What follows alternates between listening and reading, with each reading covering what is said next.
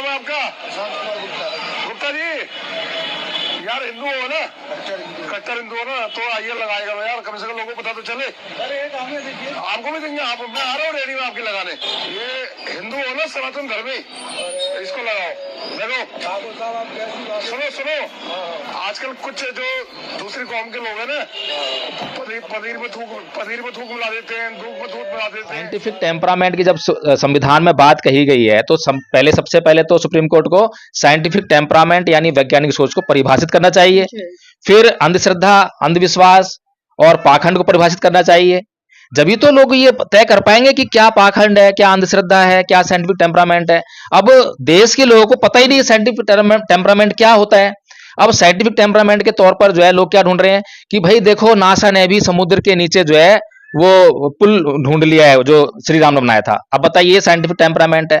अब supreme court जो है कोई इंटरप्रिटेशन है नहीं कि भाई इससे साइंटिफिक टेम्परामेंट का क्या मतलब है। सच्चाई के आधार पर सच्चाई और ईमानदारी के प्रचार प्रसार में थोड़ी देर लगती है, थोड़ा उसको संघर्ष करना पड़ता है, थोड़ा उसको सहन करना पड़ता है, त्याग करना पड़ता है, लेकिन जीत तो सच्चाई ईमानदारी की होती है। इसलिए आज जो है कोई मुझसे ये कहने का साहस ना करे कि मैं सुमित रतन के बारे में बात ना करूं, या मैं सुमित रतन जैसे बौद्ध भिक्षु जो कि गलत काम करते हैं, जो कि विनय के विपरीत काम करते हैं, जो कि बौद्ध भिक्षु कहलाने लायक ही नहीं है, उनके बारे में मैं बात ना करूं। मैं बात करूंगा, डंके की चोट पे बात करूंगा। और मैं बार बार कहता हूं कि आप जो है जांच कीजिए।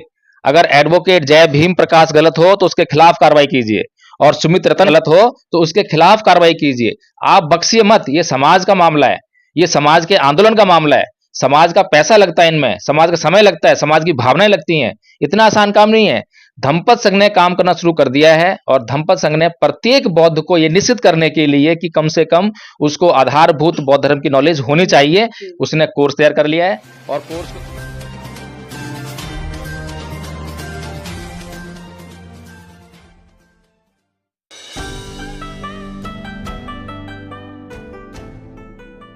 नमस्कार, आप देख रहे हैं एनबी न्यूज 24x7 नीलम बोध के साथ। साथियों, अक्सर मैं एक गाना गुनगुनाती हूँ जब इस तरह की प्रकरण देखती हूँ या इस तरह की घटनाएं मेरे सामने आती है कि हिंदू बनेगा ना मुसलमान बनेगा, इंसान है इंसान की औलाद बनेगा।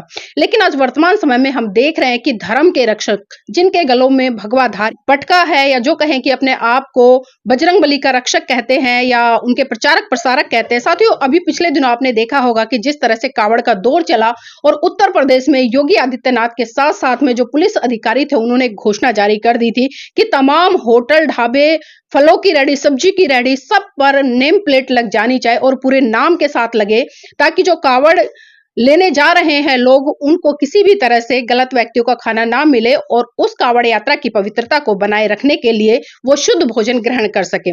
तो साथियों, कहीं ना कहीं आज धर्म को इस तरह से जोड़कर देखना कितना उचित है कितना नहीं। लेकिन साथियों, मैं बात करूंगी अभी वर्तमान में 2-3 दिन पहले दिल्ली के विनोद नगर से एक ऐसी वीडियो वायरल हो रही है जिसमें कि एक युवा नेता है, रक्षक है, क्या है मुझे नहीं पता, लेकिन गले में भगवा पटका है जो कि हनुमान जी का है, और वो लोगों की रेडियो पर जाकर उनसे चर्चा कर रहे हैं। तो पहले तो आप इस वीडियो को देखिए कि इस व्यक्ति की मानसिकता क्या है और आखिर ये क्या करना चाहता है और इसका उद्देश्य क्या है और किसने इसको भेजा है। तेरा क्या नाम है? वैसा नाम बता, दूसरा गुड्डू नहीं, कुछ और नाम बता। आधार कार्ड देखो। क्या मुस्लिम है? तो यहाँ पे यार अपने नाम लिखो पहले। क्या लगा? क्या लगाओ बढ़िया सा? क्या लगाओ? गुड्डू भाई, ठीक है, गुड्डू भाई पनीर भंडार लगाओ। और इसका कुछ है नहीं तुम पे ताम जाम ऐसी बेचते कोई है ना, पर कोई बात नहीं, नाम लिखो पर यहाँ पे बिल्कुल साफ नाम लिखो। नाम नहीं लिखोगे तो जमा हो जाएगी जल्दी। हाँ, नाम लिखवाओ भाई। क्या हाल है? नमस्ते, क्या नाम है आपका? गुप्ता जी, यार हिंदू हो ना, कट्टर हिंदू हो ना, तो आइए लगाएगा यार, कम से कम लोगों को पता तो चले। आपको भी देंगे, आप मैं आ रहा हूँ रेडी में आपके लगाने। ये हिंदू हो ना, सनातन धर्मी, इसको लगाओ। देखो सुनो, आजकल कुछ जो दूसरी कौम के लोग हैं ना, पनीर में थूक मिला देते हैं, दूध में दूध मिला देते हैं। तो आपको ये रखना है, ठीक है? इससे पता चलेगा आप हिंदू हो, लोग और आपकी तरफ आकर्षित होंगे, लोग आपकी तरफ आएंगे, ठीक है? इसको लगाना है ऐसे। बहुत शिकायतें आ रही ना आजकल, पता है ना आपको, दूध में थूक मिल जाता है, पनीर में थूक मिल जाता है, और वो नाली के पानी से धो देते सब्जियां। तो साथियों, आपने ये वीडियो देखा और इस वीडियो को देखकर आपके जहन में कहीं ना कहीं अलग अलग विचार आए होंगे। जो समर्थक होंगे वो कह रहे होंगे बहुत अच्छा है, जो इसके विपक्ष में होंगे वो कह रहे होंगे बहुत गलत है, इस तरह का नहीं होना चाहिए। लेकिन जो व्यक्ति मानवता को सर्वोपरि रखता है उनका दृष्टिकोण कुछ अलग ही होगा। तो इसी विषय पर चर्चा करने के लिए आज मेरे साथ में एडवोकेट जय भीम प्रकाश जी है, जो कि धम्मपद संघ के माध्यम से लोगों के पास में जो धम्म है, खासकर मैं व्यवहारिक धम्म की बात करूं, उसको पहुंचाने का काम कर रहे हैं। तो इसी विषय पर चर्चा करने के लिए मैं आज उन्हें आमंत्रित करती हूं और उनके साथ में चर्चा करूंगी कि इस घटनाक्रम को वो किस तरह से देखते हैं और लोगों के जीवन पर इसका क्या प्रभाव होगा। सर, आपका स्वागत है एनबी न्यूज में। जी, जय भीम, नमो नीलम जी। सर, मैं आपसे जानना चाहूंगी कि आपने जो क्लिपिंग देखी और इस क्लिपिंग को देखने के बाद आपके जहन में, मन मस्तिष्क में किस तरह के विचार उत्पन्न हुए? देखिए नीलम जी, मेरे मन में तो यही विचार उत्पन्न हुआ कि कितनी शिद्दत से, कितनी ईमानदारी से ये जो लोगों को दुखी करने वाले लोग हैं, लोगों के ऊपर अत्याचार करने वाले लोग हैं, लोगों का शोषण करने वाले लोग हैं, कितनी शिद्दत और ईमानदारी से अपना काम कर रहे हैं। दिन रात काम करते हैं, चाहे वो मंडी में जाएं, चाहे घर पर बैठें, चाहे कहीं और जगह जाएं, जहां भी जाएंगे वहां पर जो है ये अपना काम करते हैं, अपना प्रचार करते हैं। लेकिन सर, आपको नहीं लगता अगर शिद्दत से काम करना है तो सही दिशा में किया जाए? आज कहीं ना कहीं धर्म के नाम पर एक दूसरे को मतलब भिड़ाना या एक दूसरे को नीचा दिखाना या देश में एक सांप्रदायिकता का माहौल क्रिएट करना, ये चीजें गलत है। इसमें शिद्दत किस बात की? शिद्दत से तो चोर उचक्के भी काम करते हैं, लुटेरे भी काम करते हैं, हत्यारे भी काम करते हैं। यानी जो भी कोई काम कर रहा है उसमें फोकस चाहिए, उसमें जो है ध्यान चाहिए। इसीलिए भगवान बुद्ध ने सम्यक शब्द का इस्तेमाल किया और समाधि को कहा सम्यक समाधि। केवल समाधि कहकर नहीं छोड़ दिया, क्योंकि समाधि तो हर तरह का आदमी लगाता है, अच्छा आदमी लगाता है, बुरा आदमी लगाता है। जिस प्रकार से हम देखते हैं कि समाज में आरएसएस नाम का जो एक संगठन है वो भी अपना काम करता है, और दूसरी तरफ जो है जिन्हें आप अमरीवादी कहते हैं, बौद्ध संगठन कहते हैं, वे भी अपना काम कर रहे हैं। अब कौन अपना काम शिद्दत से कर रहा है, ईमानदारी से कर रहा है और अपनी जनता के लिए काम कर रहा है, अपने लोगों के लिए काम कर रहा है, इस पर डिपेंड करता है कि उनका कितना कल्याण हो रहा है। तो आज जो हम भारत का माहौल देख रहे हैं, तो 1950 में भारत को भारत का संविधान मिला, एक बहुत गौरवशाली संविधान जिसने भारत का गौरव पूरी दुनिया में स्थापित कर दिया, और जिसने भारत के लोगों को धार्मिक स्वतंत्रता भी दी कि वे अपने अपने धर्म के सिद्धांतों का खुलकर प्रचार प्रसार कर सकते हैं और उनको प्रचारित प्रसार करने के लिए संस्थानों का भी इस्तेमाल कर सकते हैं। लेकिन ये दुर्भाग्य है बहुजन समाज का, क्योंकि जिस तरह से आरएसएस ने एक प्लानिंग की कि किस तरह से लोगों के दिमागों में जो हिंदू संस्कृति है उसको स्थापित किया जाए, उसको रोपित किया जाए और बढ़ाया जाए उसको जाए, तो उस तरह की प्लानिंग जो है बाबा साहेब के लोग नहीं कर पाए, और बाबा साहेब को समय नहीं मिला इस पर काम करने के लिए। तो जब बाबा साहेब ने बौद्ध धर्म ग्रहण किया तो उसके बाद जो उन्हें काम करना था तो वो काम तो हुआ नहीं, और फिर उनके बाद जिन लोगों के ऊपर उनका काम करने की जिम्मेदारी आई, यानी कि उन्होंने कहा था कि भारत को बौद्ध में करना है। भारत को बौद्ध में इसलिए करना है ताकि भारत का प्रत्येक व्यक्ति, चाहे वो हिंदू हो, मुसलमान हो, सिख हो, ईसाई हो, वो जो है संविधान के अंदर जो स्वतंत्रता की बात कही गई है, जो समानता की बात कही गई है, जो हर तरह की आजादी उसमें हमें दिखाई देती है, लोकतांत्रिक मर्यादाएं हमें दिखाई देती हैं, उनका जो है वो अच्छी तरह से उपभोग कर सकें। और ऐसा जो है केवल और केवल एक बौद्ध समाज में ही संभव है। इसीलिए बाबा साहेब का सपना था कि मैंने संविधान तो भारत के लोगों के लिए लिख दिया है, अगर ये भारत जो है बौद्धमय और हो जाए तो इसमें 4 चांद लग जाएंगे। तो ये जो सपना था, इस सपने को पूरा करने की जिम्मेदारी बाबा साहेब के अनुयायियों की थी, और बाबा साहेब ने सारी संस्थाओं का निर्माण भी किया, भारतीय बौद्ध महासभा का निर्माण किया ताकि भारत में बौद्ध धर्म का प्रचार प्रसार हो सके। लेकिन ये दुर्भाग्य का विषय है कि अब तक जो है भारत को बौद्धमय करने के लिए किसी भी सटीक योजना पर काम ही नहीं हुआ। सटीक योजना कहूं तो योजना ही नहीं बनी है। तो अभी तक हमने जो देखा है, लाखों बौद्ध में दिखाई देते हैं। बाबा साहेब ने जब धर्म परिवर्तन किया 14 अक्टूबर 1956 को, तो उनके साथ में हमने सुना है और हम पढ़ते भी हैं कि लाखों लोगों ने जो है उनके साथ में धर्म परिवर्तन किया, बौद्ध बने। और उनके बाद 6 दिसंबर को जब उनका परिनिर्वाण हुआ तो उनकी चिता पर हाथ रखकर कसम खाने वाले भी लाखों लोग थे जिन्होंने धर्म परिवर्तन उस समय किया। तो ये जो लाखों लोग हैं नीलम जी, मैं ये जानना चाहता हूं, मैं सोचने के लिए मजबूर हो जाता हूं कि क्या भारत को बौद्धमय करने के लिए लाखों लोग कम होते हैं क्या? लेकिन सर बौद्ध लोग तो कभी किसी के साथ में जाके ये नहीं करते कि आप इसका झंडा गाड़ो या इसका झंडा गाड़ो, या ये लोग खाने में थूक मिला देते हैं, किस तरह से करते हैं। लेकिन हम देख रहे हैं कि आजकल जो भगवाधारी नेता हैं, कुछ इस तरह की वीडियो तमाम सोशल मीडिया पर वायरल हो रही है, जो जबरदस्ती जय श्री राम के नारे लगवा रहे हैं, जो जबरदस्ती ये कह रहे हैं कि भारत में रहना होगा तो जय श्री राम कहना होगा, या हम देख रहे हैं कि जबरदस्ती जाकर मस्जिदों पर भगवा झंडा लहरा रहे हैं। और अभी संभल की घटना भी सर बिल्कुल जीता जागता उदाहरण आज तक चर्चाओं में बनी हुई है। 4 मुसलमानों को मतलब गोली से उड़ा कर दिया गया। क्या कसूर था कि सिर्फ इतना कि वो मुस्लिम समुदाय के थे? देखिए नीलम जी, अभी एक वीडियो बनाया था मैंने सुमित रतन जी के ऊपर, और जब वो वीडियो बना तो कमेंट करने वाले भी आ गए, और एक कमेंट मैंने पढ़ा जिसमें ये कह रहे हैं वहां से कि ब्राह्मणों के इतने धर्मगुरु हैं, वो आपस में किसी की बुराई नहीं करते। अब बताइए, अब उनका जो काम करने का तरीका है वो अलग है, उनका उद्देश्य अलग है। उनका उद्देश्य जो है समाज का भला करना नहीं है, इस देश को जो है सुख शांति और समृद्धि से भरपूर करना नहीं है। लेकिन बौद्ध धर्म के लोगों का, अम्बेडकरवादियों का तो ये उद्देश्य है कि अपने समाज का भला करना है। तो आप उनके जैसे काम करेंगे तो उनके जैसे परिणाम आएंगे।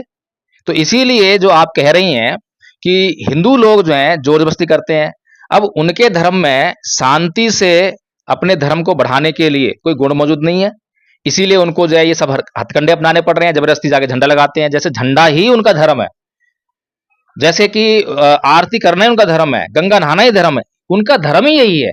जिन्हें धर्म की परिभाषा ही नहीं मालूम है तो वो धर्म का प्रचार कैसे करेंगे? ये जिम्मेदारी तो बौद्धों की थी कि बौद्ध लोग जो हैं इन लोगों को बताएं कि धर्म क्या है, कि भाई जो तुम कर रहे हो वो धर्म नहीं है, वो तो लोगों को तुम जो है आतंकित कर रहे हो। और ये लोग कहते हैं कि लोग थूक मिला रहे हैं, ये कर रहे हैं। अरे भाई, क्या सारे मुसलमान थूक मिला रहे हैं? और क्या सारे हिंदू जो हैं वो पवित्र हैं? वो गांजा नहीं पीते हैं, शराब नहीं पीते हैं, तंबाकू नहीं खाते हैं, वो सारे शुद्ध हो गए हैं? तो ये जो है ना, ये मानसिक बीमारी है जो हिंदुओं के दिमाग में बैठी हुई है। लेकिन सर आम जनता क्यों नहीं समझ पाती इन चीजों? क्योंकि कहीं ना कहीं हम देखते हैं जो राजनीतिक लोग हैं वो तो इस तरह की बातें करते हैं, हिंदू मुसलमान कराते हैं या अन्य धर्म को आपस में लड़ाते हैं। लेकिन हम देखते हैं कि उन्हीं बड़े बड़े नेताओं के घर में दामाद मुस्लिम बैठे हैं। खासकर अभी पिछले दिनों सर आपने भी देखा होगा जिस तरह से धीरेन्द्र शास्त्री है, उन्होंने सनातन हिंदू बचाओ यात्रा निकाली, भारत हिंदू राष्ट्र हो इसके लिए यात्रा निकाली, और पिछले दिनों उन्होंने अपनी बहन की शादी एक मुसलमान से कर दी। तो मतलब ये किस तरह का माहौल चल रहा है? एक तरफ तो आप अपने घर के दामाद हैं उनको मुस्लिमों को बना रहे हो, और दूसरी तरफ जनता को मतलब जमीन पे लड़ा रहे हो हिंदू मुसलमान करके। देखिए, मैं तो इसमें सबसे बड़ा दोष मानता हूं सुप्रीम कोर्ट का। सुप्रीम कोर्ट को संविधान से ये आदेश मिला है कि वो देश में देखे कि कोई भी ऐसी गतिविधि ना हो जो साइंटिफिक टेम्परामेंट के खिलाफ हो। अब सुप्रीम कोर्ट के सामने ही जब ऐसी हरकतें हो रही हैं और सुप्रीम कोर्ट आंखें बंद करके बैठा हुआ है, हालांकि अभी आंखों से पट्टी खोल दी, लेकिन खोलने का कोई फायदा नहीं है, क्योंकि आपकी उन आंखों की बात तो संविधान करता ही नहीं है। आपकी अकल की आंखों की बात करता है। आपकी अकल की आंखें जो हैं हजारों सालों से बंद हैं। आपने दूसरों लोगों की आंखों पर पट्टी बांधने का काम किया है, उनको पढ़ने से वंचित किया है, उनको विकास करने से वंचित किया है। और ये सुप्रीम कोर्ट जो है ना तो ये देखता है कि कहां पर साइंटिफिक टेम्परामेंट पर प्रभार हो रहा है, और ना ही ये धर्म को परिभाषित करता है कि क्या धर्म है, धर्म किसे कहें, और ना ही ये परिभाषित करता है कि अंधविश्वास, पाखंड और अंधश्रद्धा क्या है। साइंटिफिक टेम्परामेंट की जब संविधान में बात कही गई है तो सबसे पहले तो सुप्रीम कोर्ट को साइंटिफिक टेम्परामेंट यानी वैज्ञानिक सोच को परिभाषित करना चाहिए। फिर अंधश्रद्धा, अंधविश्वास और पाखंड को परिभाषित करना चाहिए। जब तो लोग ये तय कर पाएंगे कि क्या पाखंड है, क्या अंधश्रद्धा है, क्या साइंटिफिक टेम्परामेंट है। अब देश के लोगों को पता ही नहीं साइंटिफिक टेम्परामेंट क्या होता है।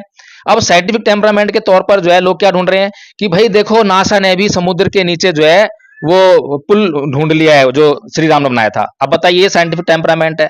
अब सुप्रीम कोर्ट जो है कोई इंटरप्रिटेशन है नहीं कि भाई इससे साइंटिफिक टेम्परामेंट का क्या मतलब है। सर वैसे कौन से सुप्रीम कोर्ट की बात कर रहे हो? क्योंकि अभी सुप्रीम कोर्ट के भी कई ऐसे फैसले आए हैं जो कहीं ना कहीं जनता को बिल्कुल मतलब एक तरह से गलत में ले जाते हैं। अभी पिछले दिनों भी जिस तरह से माननीय जो न्यायाधीश रहे चंद्रचूड़ जी, जिन्होंने बड़े स्वतंत्र रूप से कहा कि जब अयोध्या प्रकरण का मामला चल रहा था तो मैं बड़ा संशय में आ गया था। मैं सोच रहा था कि क्या होगा क्या नहीं होगा, और वो कई दिन तक लगातार वो श्री राम जी की मूर्ति के आगे हाथ जोड़ कर रहे। तो सर क्या उम्मीद करे आज आम जनता की सुप्रीम कोर्ट कहाँ खड़ी है?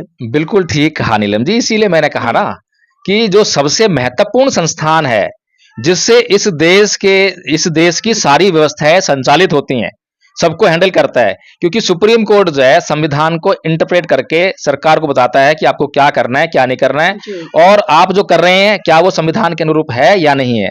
लेकिन वो जो महत्वपूर्ण संस्थान है, सबसे महत्वपूर्ण संस्थान जो है, अगर वही करप्ट हो जाए, वही मानसिक दिवालिया हो जाए, तो फिर आप जो है किसी भी न्याय की यहाँ पर इस देश में और अच्छी बातों के प्रचार प्रसार की गुंजाइश नहीं दे सकते हैं। सर, एक आखिरी सवाल और जानना चाहूंगी आपसे, क्योंकि वीडियो ज्यादा लेंथी हो जाएगा। क्योंकि जो प्रकरण अभी हमने इस वीडियो में देखा, जिस तरह से मतलब पूछा जा रहा है कौन से धर्म से हो, ये झंडा लगाओ, ये करो तो मतलब हिंदू आपके व्यापार पे आएंगे, देख कर आएंगे, और दूसरे लोग तो दूध में, पनीर में, इस तरह की मतलब थूक मिलाते, इस तरह की चर्चाएं हो रही है।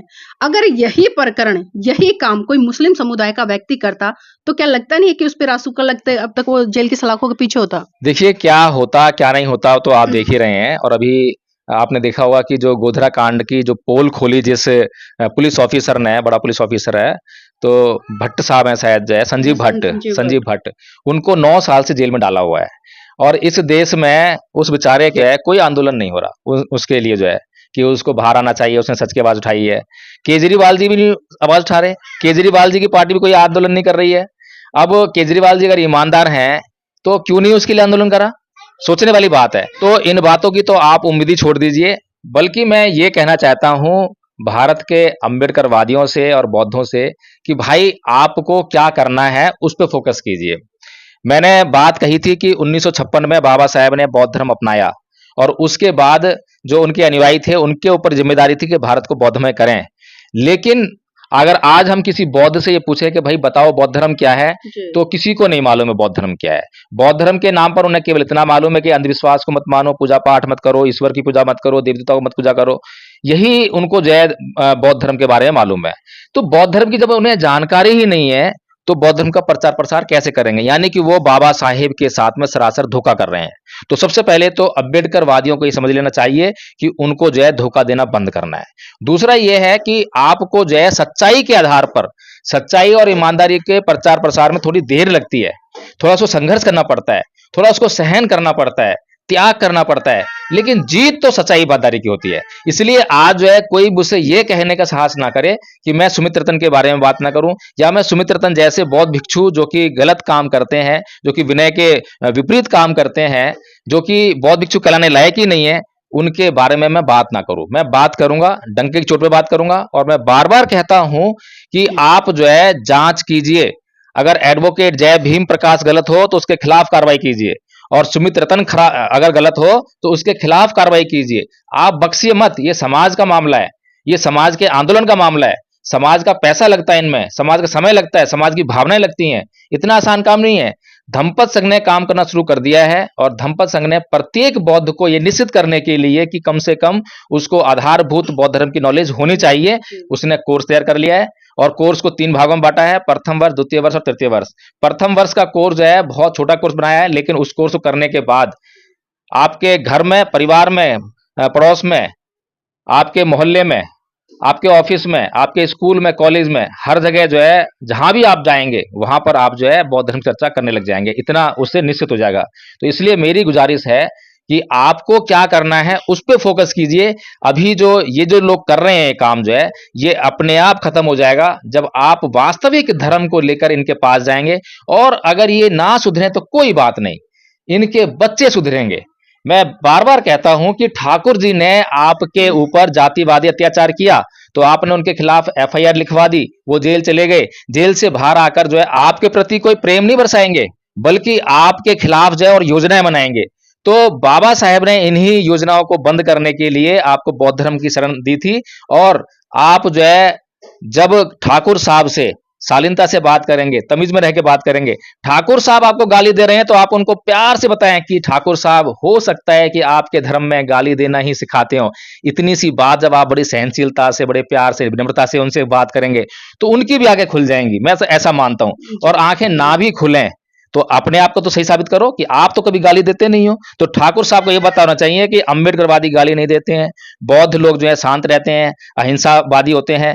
तो आप अगर ठाकुर साहब को सुधार ना सके तो कोई बात नहीं, ठाकुर साहब के बच्चों को सुधारना। जब आप ठाकुर साहब के बच्चों को आप धर्म सिखाएंगे, धर्म के बारे में बताएंगे और उस वातावरण को उनको देंगे, क्योंकि आपको बहुत बड़े पैमाने पर बौद्ध धर्म के अनुसार स्कूल और कॉलेज का निर्माण करना है। और उन कॉलेज और स्कूलों में जब ठाकुर साहब के बच्चे आएंगे तो वो जो है फिर आपके स्कूल और कॉलेज में आकर शांति, प्रेम, करुणा, भाईचारा इसका संदेश लेकर जाएंगे। जी तो नीलम जी, बहुत आसान कार्य है जो बाबा साहेब ने जो मिशन दिया है, लेकिन समस्या ये है कि हमारा बुद्धिजीवी वर्ग जो है आज वेंटिलेटर पर है, बहुत दयनीय हालत में है, वो समाज का सही मार्गदर्शन नहीं कर पा रहा है।